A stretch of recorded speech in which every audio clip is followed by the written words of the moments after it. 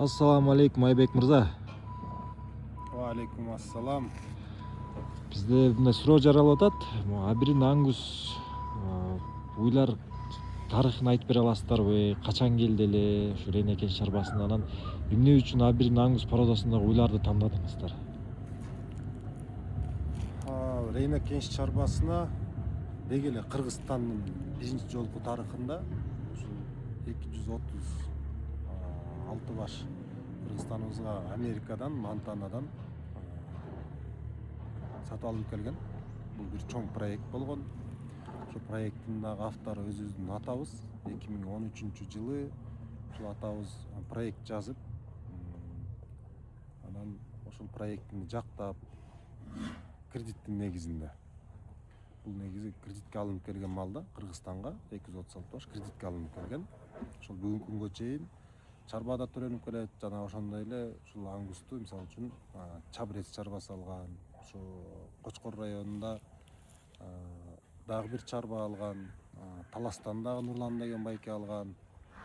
Анан ошо биздин Рейнекен чарбасына 100 баш алынган.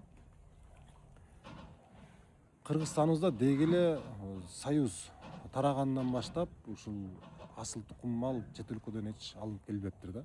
Анан атабыздын проекти ушул биздин Кыргызстаныбыз тоолуу аймактар, анын ичинде ушул жайыттарга ылайыгыраак деп изилдеп, атабыз бир нече жолу Америкага барып, Европага барып, ошол чет өлкөдөн алып келип жүргөн ушул колчу мамлекет Казакстанда дагы чарбаларды кыдырып, анан бир чечимге келип, ушул Абрин Ангус уйларын алдырганга үй бүлөлүктө чечим болгон.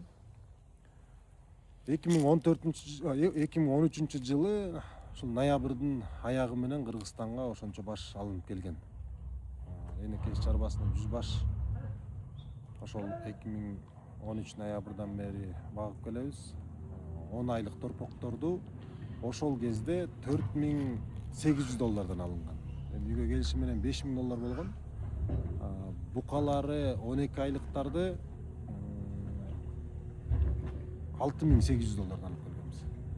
Ошол кезде. Мындайча айтканда 12 жыл мурун болуп атат да. Анда курс 47 сом болчу. $1 47 сом болчу. Ошонто керегинде да ана курсу деле аз эсте жок.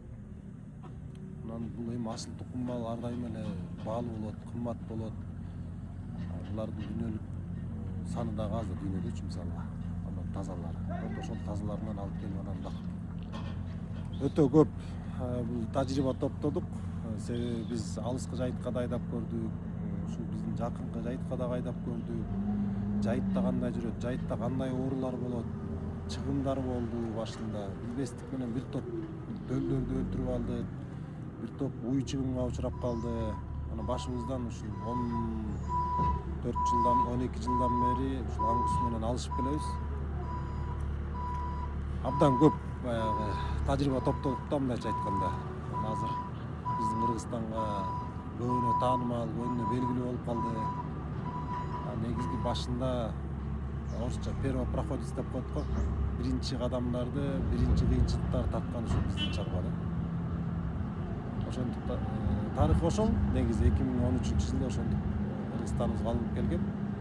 Кредиттин негизинде да ал кезде ошол малга кредит берилет деген эч кандай жок эле. Ушул асыл тукум малга деп бүгүнкү күнгө чейин чарба төлөп келет ошол кредит. Рахмат.